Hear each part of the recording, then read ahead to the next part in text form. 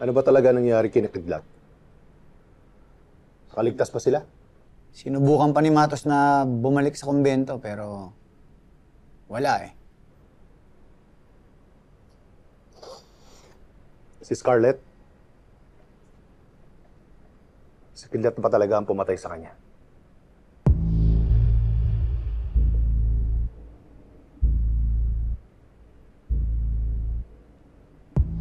Sino? Hindi si Kidlat. Hindi rin ang mga taga-Riles.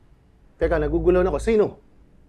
Nung nag-uusap tayo sa telepono, na sabi mo, gawin ko ang lahat para mailigtas si Kidlat. Narinig lahat ni Scarlett yon.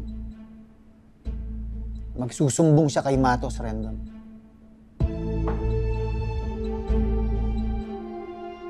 Ikaw? Pasensya na, pinsan. Sabi mo kasi, gawin ko ang lahat para iligtas si Kidlat eh. Wala akong magawa kundi itumba siya. Pero binitang mo pa rin kay Kidlat. Si Matos lang ang nag-isip nun. Ng mga taga-Riles, si Kidlat ang pumatay sa nanay niya. Hinayaan ko na lang siya.